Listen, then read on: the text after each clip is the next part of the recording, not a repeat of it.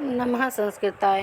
मैं प्रीति शर्मा और हमारा यूट्यूब चैनल संस्कृत ज्वाला, जिसमें हम सीटेट के अधिगम, मनोविज्ञान सिद्धांत के अधिगम और अभिप्रेरणा दो टॉपिक को लेकर आए हैं। अधिगम किसे कहते हैं, इससे क्वेश्चन सीटेट में हर बार पूछता है।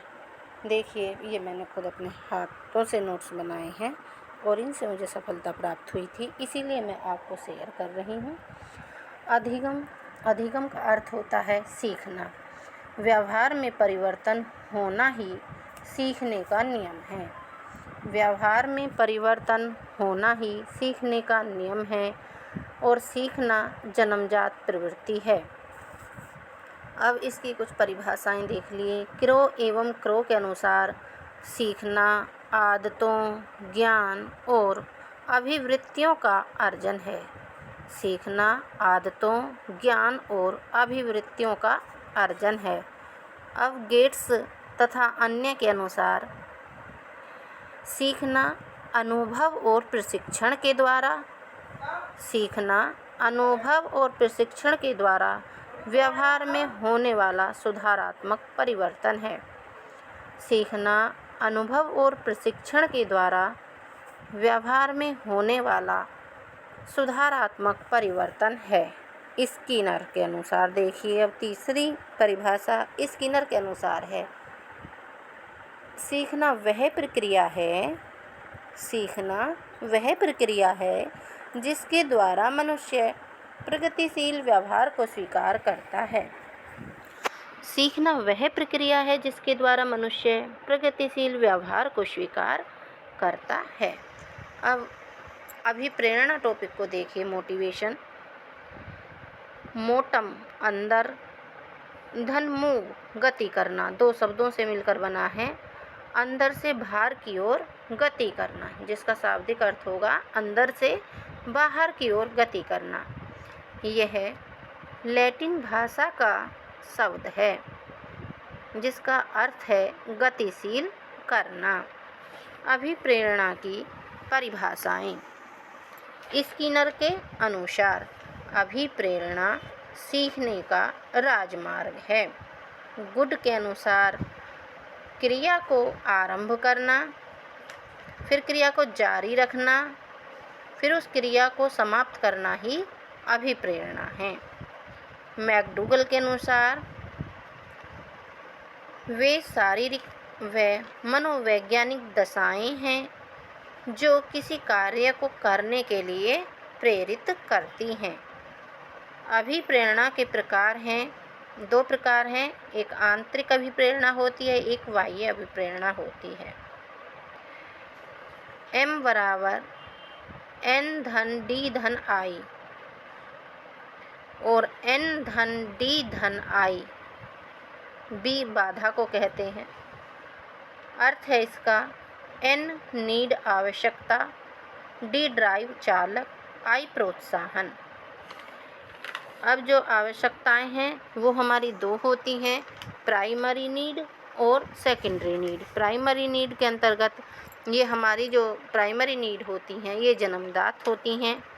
भूख, रोना और हंसना ये जन्मजात होती हैं। सेकेंडरी नीड जो हैं ये अर्जित होती हैं, कपड़ा और मकान। थॉमसन। अभिप्रेरणा छात्र में रुचि उत्पन्न करने की कला है। अब मोटिवेशन, यह शारीरिक व मानसिक दोनों रूपों में किया जाता है। अभिप्रेरणा एक आंतरिक शक्ति है जो हमारे लक्ष्य तक पहुंचाने में हमारी सहायता करती है। अभिप्रेरणा के सिद्धांत। पक्ष या तत्व। पक्ष या तत्व चार हैं। अभिप्रेरणा के जो सिद्धांत हैं, आवश्यकता, भोजन, चालक या प्रणोद कहिए या अंतर्नोद कहिए, भूख, उद्दीपक या प्रोत्साहन, भोजन की प्राप्ति है। चौथा है सबलीकरण या पुनर्बलन, दोबारा करना। अभिप्रेरणा के सिद्धांत के अंतर्गत हार्लो का सिद्धांत। हार्लो ने बंदरों पर प्रयोग किया। कुछ समय बाद व्यक्ति आंतरिक रूप से प्रेरित हो जाता है। हजबर्ग का द्विकारक सिद्धांत। हजबर्ग का द्विकारक सिद्धांत एक्स वाई। संवर्धक कारक। संवर्धक कारक के अंतर्गत कारक पैसा, वेतन, मुफ्त आवास, अन्य सुविधाएं ये प्रेरित नहीं करती। और प्रेरकीय कारक वाई के अंतर्गत कारक पहचान, निर्णय में भूमिका ये प्रेरित करती हैं। डगलस मैकग्रेगर का कैक-खे सिद्धांत। जो डगलस मैकग्रेगर हैं उनका जो सिद्धांत है कैक-खे सिद्धांत कहलाता है। और जो हजबर्ग का द्विकारक सिद्धांत है वो एक्स वाई, संवर्धक कारक और प्रेरकीय कारक। अब डगलस मैकग्रेगर का कैक-खे सिद्धांत के अंतर्गत कै जो है वो नकारात्मक प्रेरणा, शिक्षक केंद्रित, निराशावादी विचारधारा, और इसके अंतर्गत बच्चा आलसी होता है। जो खे है, खे उसके अंतर्गत सकारात्मक प्रेरणा, बाल केंद्रित, आशावादी विचारधारा सभी बच्चे सीखते हैं। मॉर्गन एवं मुर्रे का शरीर रचना सिद्धांत। अभिप्रेरणा का केंद्र हमारी बॉडी होती है। भूख लगना पेट में लगती है। इसने कहा कि अभिप्रेरणा आंतरिक है। किसने कहा? मॉर्गन एवं मुर्रे ने। फिर वाटसन वातावरणीय सिद्धांत। इनका सिद्धांत व्यवहारवाद पर आधारित है। वाटसन ने अभिप्रेरणा को बाह्य बताया, वातावरणीय कहा है। फिर अगले आए हैं हमारे वैज्ञानिक वोल्फ एवं कॉफमैन का प्रोत्साहन का सिद्धांत। दो तत्व पर जोर देते हैं। एक है धनात्मक प्रोत्साहन पुरस्कार, दूसरा है ऋणात्मक प्रोत्साहन पुरस्कार। वोल्फ गति मनोविज्ञान के जनक भी हैं। अब हमारा अगला सिद्धांत अब्राहम मैस्लो का पदानुक्रमित आवश्यकता का सिद्धांत। ये जो त्रिभुज है ये इसका बहुत इम्पोर्टेंट है और इससे क्वेश्चन पूछता है। इससे क्वेश्चन ऐसे नहीं पूछता है, इससे पूछता है कि जो ये त्रिकोण के अंतर्गत बने हैं नंबर 1, नंबर 2, नंबर 3, नंबर 4, 5 जो टॉपिक हैं ये नीचे से ऊपर की तरफ ही चलते हैं। ये ऊपर से नीचे की तरफ नहीं आते, ये नीचे से ऊपर की तरफ चलते हैं। और कितने नंबर पे कौन सा है आवश्यकता है वो पूछता है। अब देखिए नंबर 1 शारीरिक एवं दैहिक आवश्यकता, यह किसके अंतर्गत आती है? भोजन और पानी। फिर दूसरे नंबर पर सुरक्षा की आवश्यकता, यह आती है शारीरिक आर्थिक आवश्यकता के अंतर्गत। तीसरे नंबर की जो आवश्यकता है वो संबद्धता और स्नेह की आवश्यकता, रिश्ते या नाते। संबद्धता और स्नेह की जो आवश्यकता होती है वो रिश्ते और नातों के अंतर्गत होती है। फिर चौथे नंबर की मकान की आवश्यकता या सामान की आवश्यकता, ये पहचान के अंतर्गत आती है।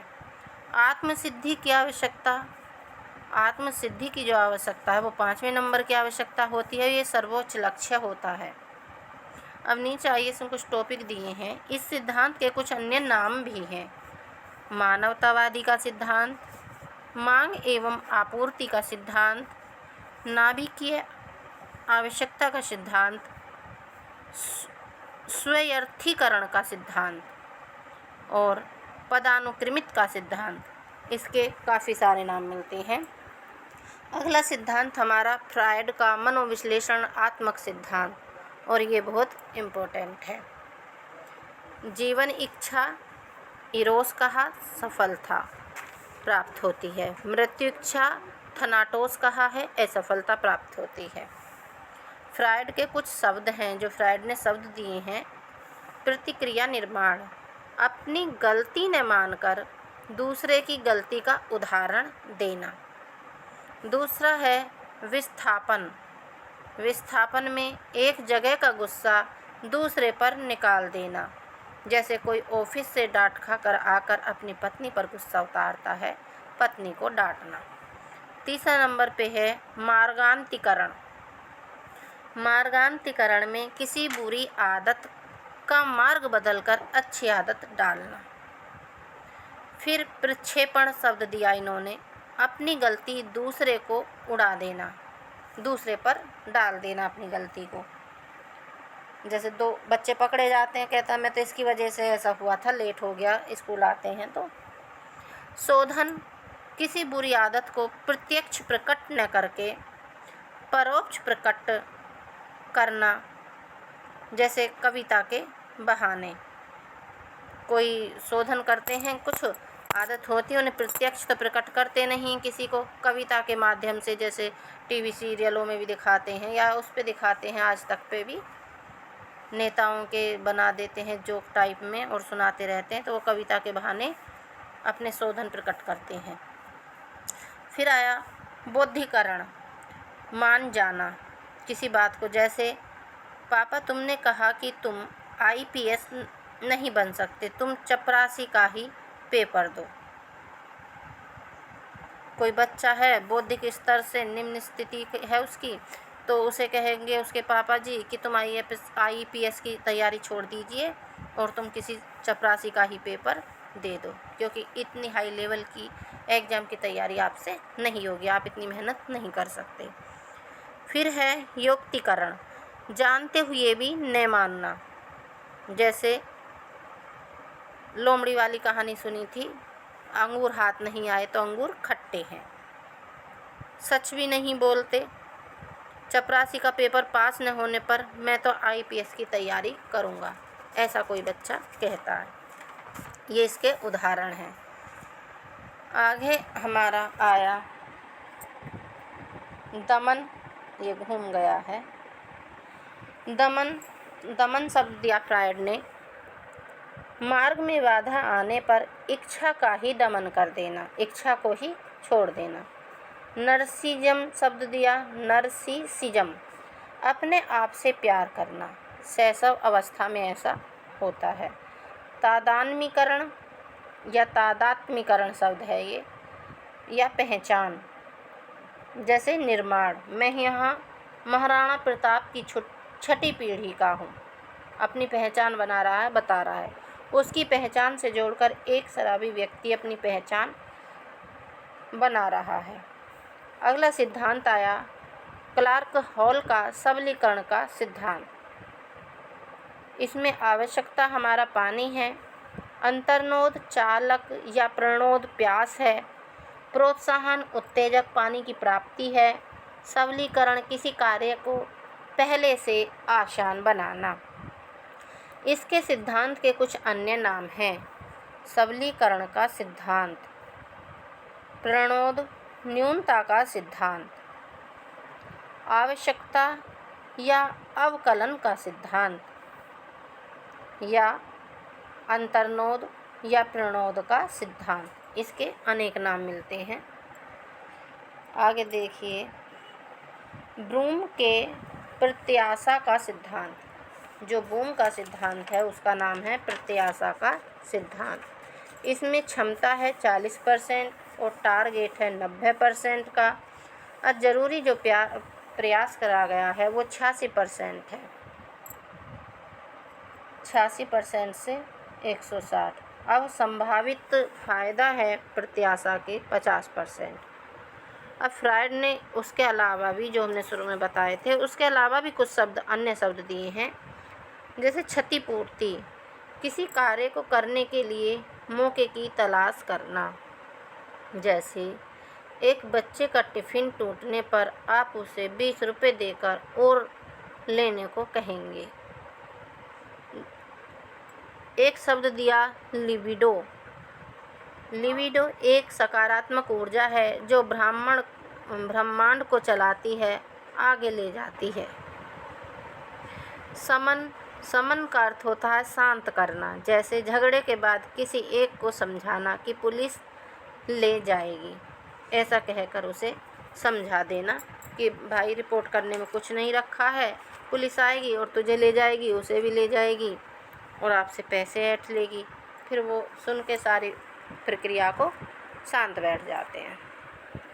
धन्यवाद। आज के लिए इतना ही। ये मेरे अपने हाथ के बनाए नोट्स हैं। आपको भी इनसे सफलता प्राप्त होगी, क्योंकि मैंने भी इनसे ही सफलता प्राप्त की है। और मेरे चैनल को सब्सक्राइब कर लीजिए, लाइक कर लीजिए, ताकि आपको सीटेट की संस्कृत और मनोविज्ञान के नोट्स प्राप्त होते रहें। सीटेट्स की जो संस्कृत आती है उसका भी हम संधि, कारक, ये सब चीज़ बाबूराम सक्सेना की बुक है जिसे आयोग मानता है, उसी के अकॉर्डिंग पढ़ाए हैं। उसमें प्रत्यय, तद्धित प्रत्यय, कृदंत प्रत्यय सब पढ़ाए हैं। नमः संस्कृताय।